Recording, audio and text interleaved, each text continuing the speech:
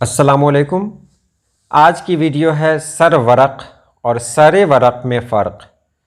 صرف ایک زیر کی وجہ سے کتنا بڑا فرق ہو گیا ہے، آج کی ویڈیو میں میں آپ کو یہی بتانے جا رہا ہوں۔ تو چلیے ویڈیو شروع کرتے ہیں۔ پہلے بات کرتے ہیں سر ورق یعنی اضافت کے ساتھ۔ تو جب سر ورق کہا جائے گا تو اس کے معنی ہوں گے کسی صفحے کی پہلی سطر، مثلاً کسی خط میں یا کسی کتاب میں سب سے پہلے یا اللہ لکھا ہوا ہے تو کہا جائے گا کہ سر ورق یا اللہ لکھا ہوا ہے۔ اس کو کچھ اس طرح سے بھی سمجھ سکتے ہیں کہ جب کہا جائے کہ ان کا نام سر فہرست لکھا ہوا ہے تو اس کا مطلب یہ ہوگا کہ فہرست میں سب سے اوپر یعنی سب سے پہلے وہ نام لکھا ہوا ہے۔ تو آپ نے سر ورق کو جان لیا۔ سر ورق ورق سے جڑا ہوا ہے، پیج سے جڑا ہوا ہے۔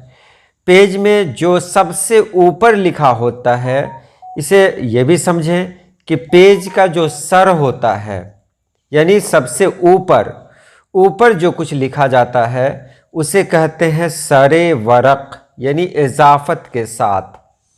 تو آپ نے سر ورق کو جان لیا۔ اب چلتے ہیں سر ورق یعنی اضافت کے بغیر۔ تو جب کہا جائے گا سر ورق تو اس کے معنی ہوں گے کتاب کا پہلا ورق۔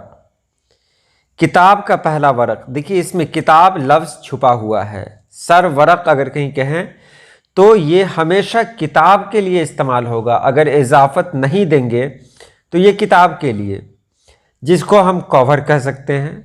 ان دونوں لفظوں کے استعمال میں اس کا فرق ضرور رکھنا چاہیے۔ اگر کہا جائے کہ اس کتاب کا سر ورق خراب ہے تو جملہ غلط ہو جائے گا۔